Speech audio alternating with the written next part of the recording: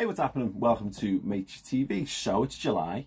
The first lot of Liverpool players have reported back for pre-season training along with the manager, and we know we've signed two players. So Dominic Szoboszlai's come in and Alexis Mac Allister. What I want to do today really is take a little bit of a closer look at Liverpool's squad, with specific focus on the box midfield, the 3-box-3 formation that we used at the end of the season, and see if we can divine what Liverpool's transfer priorities are moving forward. So we had James Pearce do an article last week in The Athletic saying he doesn't feel many more players will be coming in, or any players will be coming in until some go out. We don't know how true that is. We do know that everything is very flexible and fluid when it comes to the transfer market.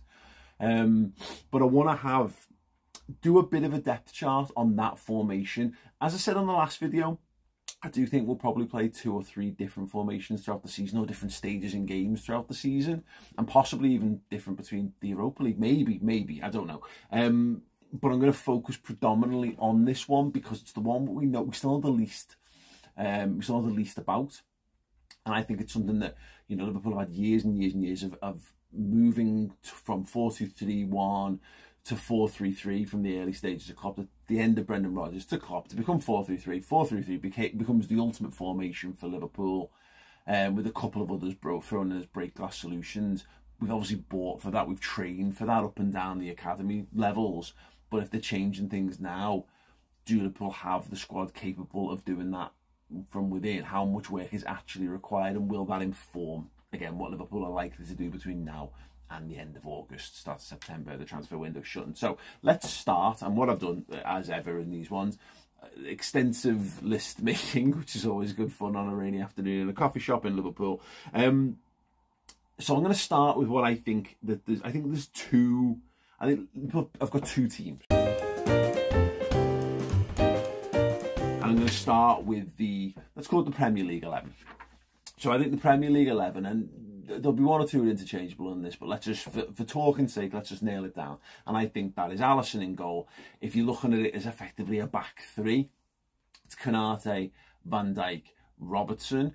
A double midfield pivot ahead of that of Trent Alexander-Arnold playing that inverted right-back role alongside Fabinho. Let's say ahead of those, left-hand side Alexis Mac Allister, right-hand side Dominic Szoboszlai, left wing would be Diogo Jota, centre-forward would be Gakpo, and Mohamed Salah would be right wing. That's largely what I think will be right now. And again, what isn't played on paper, that's Liverpool's sort of best 11. Things change. There's a reason why the team that won the Champions League, I think I'm butchering the stat, but that was like the second time it had ever played together in a game. People have an idea of what the best 11 is, but it's very rare that you actually see that 11 take to the pitch. Anyway, whatever.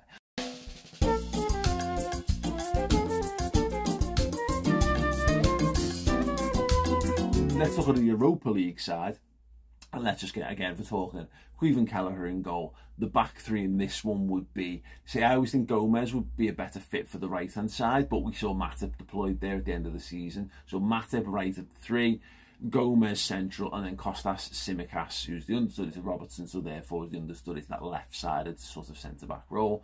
The double pivot ahead, without truly knowing exactly what the plans is, I'm going to speculate on this, and we're going to say, let's call Jordan Henderson the Trent understudy in the inverted full-back role in the double pivot, alongside Stefan Bajcetic. He played there as an understudy for Fabinho in January. It's possible that he would do that again. That's pretty much his pecking order place, I think, at the moment in the squad, to our understanding. And then ahead of that, you've got Curtis Jones on the left, you've got Harvey Elliott on the right of the midfield, and then in attack, Darwin Nunes leads the line. You've got Luis Diaz from the left-hand side, and let's say Ben Doak as the young kid from the right.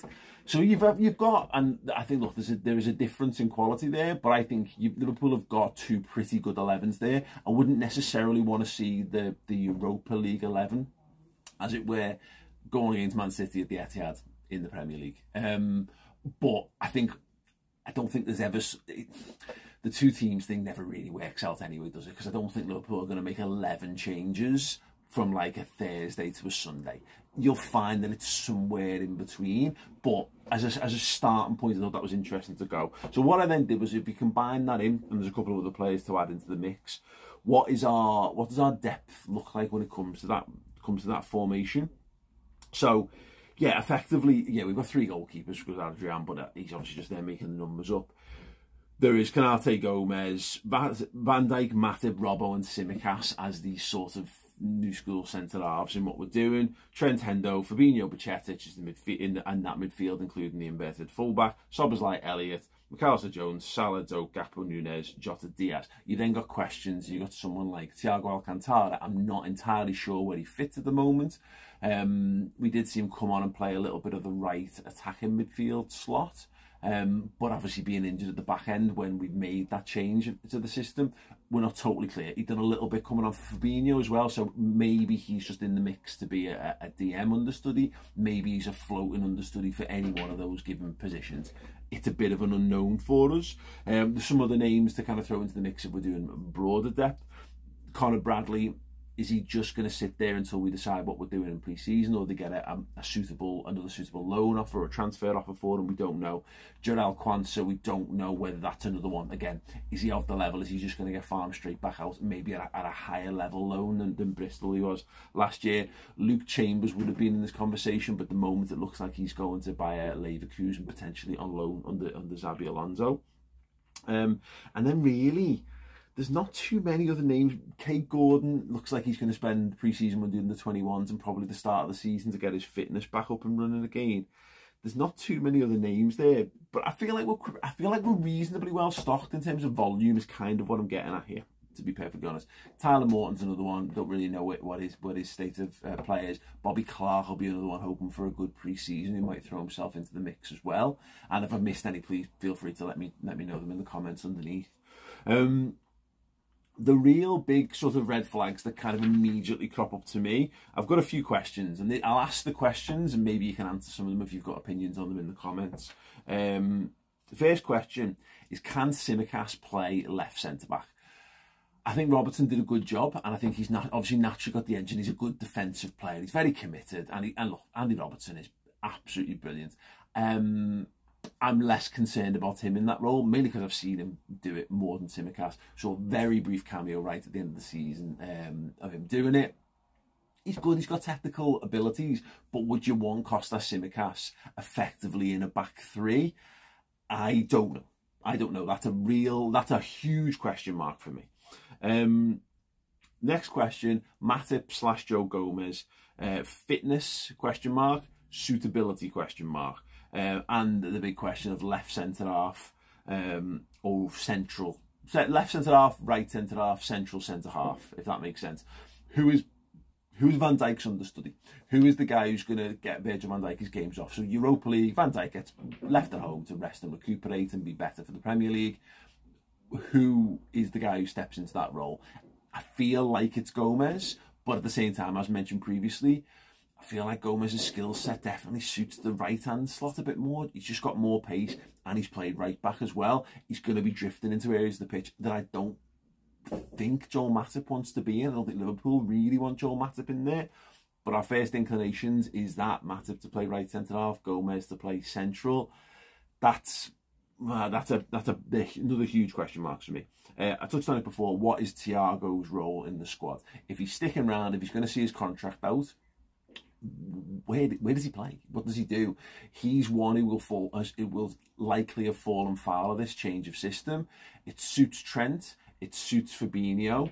It suits, I think, on his day, I think it suits Harvey Elliott. It was suiting Curtis Jones wonderfully at the end of the season. I'm not totally sure that it suits Thiago, he's just very much a centre mid, isn't he? You know, he's not a DM and he's not a 10. He's not an attacking midfielder. He can carry the ball. He's obviously got great vision, great line breaking passes. If he was 5 years younger or 10 years younger, I'd be looking at him, because he's quite tigerish in the tackle, of saying, could he do a little bit of rotational work with Trent in that side? But I don't see that. So what is his job? And as I say, is it just to go and play fill in? Is it just to fill in for a variety of things? If so, okay, but yeah, that's a big question. What is Jordan Henderson's role? So Dominic Szoboszlai's come in. He looks like he's the natural upgrade of that right-hand attacking midfield slot. That's the position Harvey Elliott has been getting groomed for a number of years as well. Jordan Henderson, though, was playing it predominantly at the end of last season. He's 33. He's looking healthy. He's looking fit. He'll want to fight for it. You know, he made a big plea to Jurgen Klopp in 2018-19 to be moved out of the 6 and into more of a box-to-box 8.